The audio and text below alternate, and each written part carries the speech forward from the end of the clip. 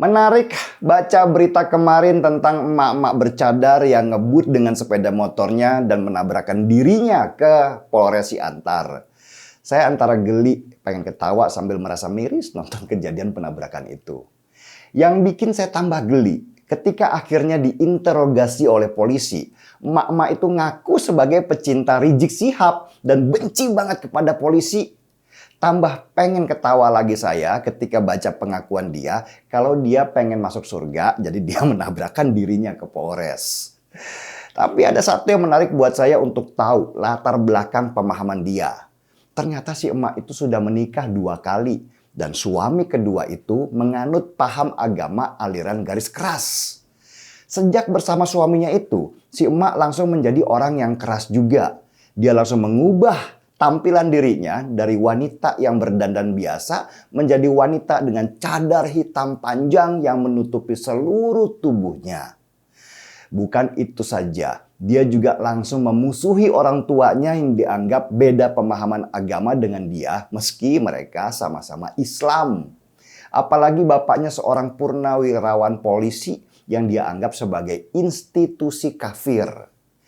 Si emak ini, maaf ya, saya nggak mau sebut nama atau inisialnya dia karena kasihan sama orang tuanya. Akhirnya dia cerai dengan suami keduanya yang mengajari dia tentang pemahaman agama garis keras. Mereka akhirnya cerai. Mungkin karena si bapak kesal, anaknya kok jadi berubah begitu. Si emak itu akhirnya belajar agama lewat media sosial dan semakin keraslah pemahaman dia. Semua orang dianggapnya kafir, kecuali dia dan kelompoknya saja yang masuk surga. Dia juga memaksakan kedua orang tuanya, terutama bapaknya yang purnawirawan polisi, untuk menonton ceramah agama yang dia tonton. Mungkin karena akhirnya dia berantem sama bapaknya yang purnawirawan polisi, maka si emak ini jadi benci banget dengan polisi. Dia lalu menabrakkan motor metiknya ke kantor Polres Ciantar karena kebenciannya meluap. Bukan karena ingin meledakkan dirinya, tapi lebih karena kebenciannya terhadap bapaknya yang purnawirawan polisi yang dia anggap berseberangan pemahaman agama dengan dia dan membuat dia akhirnya cerai dengan suami keduanya. Geli memang baca latar belakang pemahaman si emak ini yang kelihatannya juga baru belajar agama. Ketemu pula sama suami kedua yang pemahaman agamanya garis keras. Dari sanalah ternyata dia salah memahami ajaran Islam yang selalu didoktrin dengan kata-kata perang, bantai, halal, dan sebagainya. Sehingga dia terbentuk menjadi pribadi yang keras juga. Kasus si emak yang salah pengajian ini sebenarnya bukan kasus baru. Banyak banget emak-emak yang salah pengajian yang mendadak berubah menjadi orang yang keras. Ingat kasus seorang istri Dandim Kendari yang suaminya akhirnya dipecat dari jabatannya.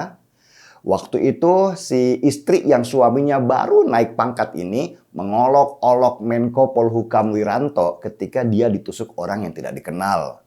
Langsung aja si suami pun dipecat dari jabatannya karena dianggap tidak bisa menjaga istrinya. Bahaya memang kalau orang bodoh belajar agama, apalagi ketika dia mendapatkan pengajaran dengan pemahaman yang salah. Saya sejak dulu selalu bilang, kalau ayat-ayat di kitab suci itu nggak salah, karena terbitnya ayat itu sesuai konteks atau waktu di mana ayat itu dikeluarkan.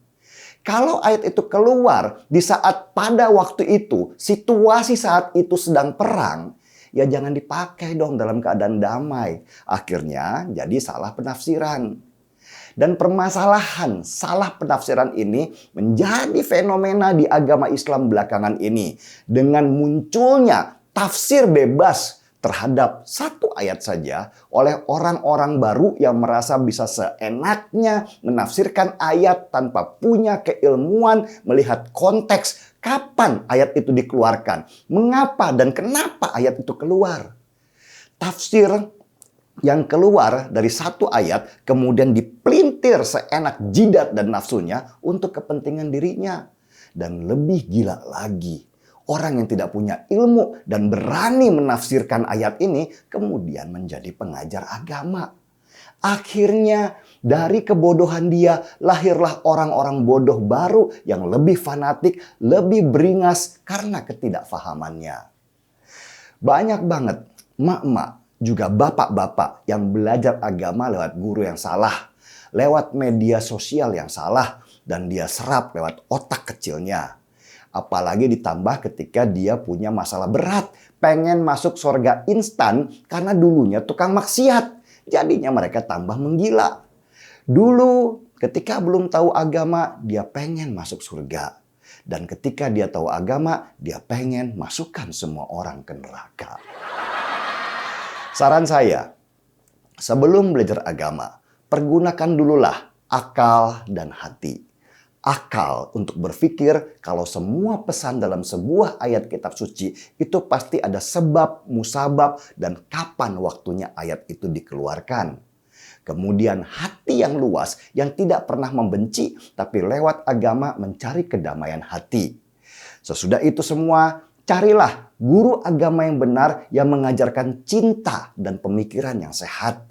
Ibarat pelajaran, kalau pengen belajar biologi ya carilah guru biologi. Jangan belajar biologi dari guru matematika. Akhirnya sama-sama nggak paham biologi. Dan yang lebih parah lagi, menganggap biologi adalah salah satu sumber kebenaran dan mata pelajaran lainnya salah sehingga harus dihilangkan.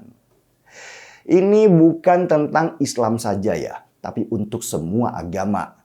Di banyak negara yang agamanya mayoritas, pasti ada orang-orang yang kaku cara berpikirnya dan akhirnya menjadi keras. Orang-orang ini gampang dibodohi, dimanfaatkan, ditunggangi, dan bahkan dijadikan senjata.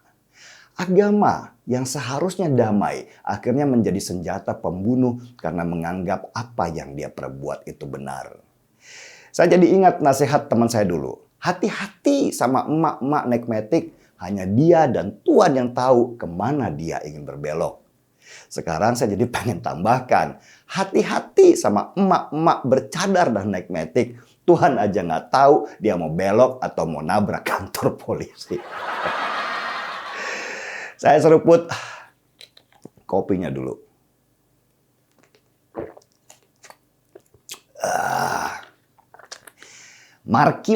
Mari kita jaga kita punya emak. Saya Denny Siregar, kita di acara Timeline.